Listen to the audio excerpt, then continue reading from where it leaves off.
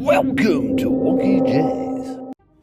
So today we're changing a car battery. But first of all, we want to check to see if the battery is a bit volatile, a bit dead.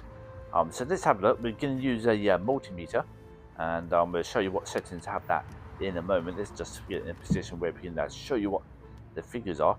And we put black on negative and red on the positive. So this is the old battery. You see that we're on the left side, so direct current, and we're going for a maximum of 20 volts by putting it on the 20 setting on the left hand side.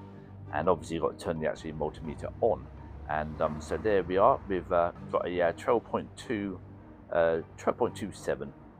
So that fits in with what we thought it might be. If it was at the higher end of 14, that would be lovely.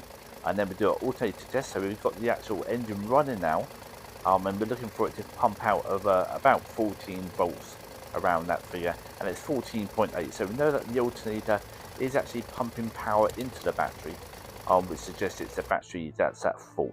Now, before we change this, we need to turn the airbag off, the passenger airbag, just to make sure that we don't fuse something and the airbag blows up. It sounds bad, but it could happen. And we also need to make sure that the doors are open on the car and that all the doors are open, are unlocked, because otherwise, if any of the fuses go, we could find ourselves locked out of the car. So some cars have an additional thing on top of the battery. All you need to do is unclip this on the left hand side. There's also one on the opposite side. There's a little clip on the top there which you undo. That exposes the fuses and wires for the alternator, cooling fans and the ABS. We don't need to mess around with those at all, but we do need to take the top plate off, because otherwise we can't get to the battery. Remove that bolt. That will remove the top plate, and then we can move the battery. So just in front of the battery there is a little plate, just about there, and that is bolted down. You just need to remove that bolt, remove the plate. That actually holds the battery in and stops it from moving around when you're in transit. If you buy a larger battery, then you may not need that plate anymore.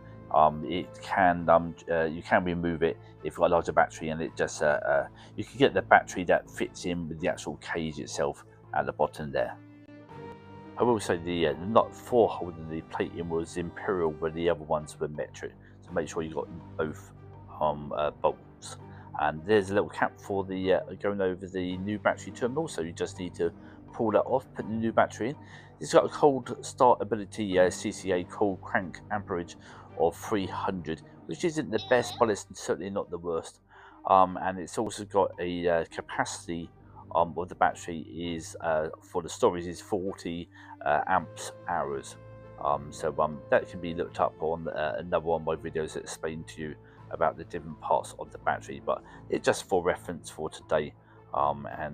There's the actual plate, so that's going to go back into the to hold the new battery in. And I'm just going to mark on the actual battery the year and the month that we put it in, and job done. So anyway, hope you enjoyed. Please like, share, subscribe and comment below, and we're also on TikTok and on the next video. We have a look to find out why Gandhi only made one film and then disappeared. We find out on the next video, only on WonkeyJase. Bye bye for now. Jesus Christ.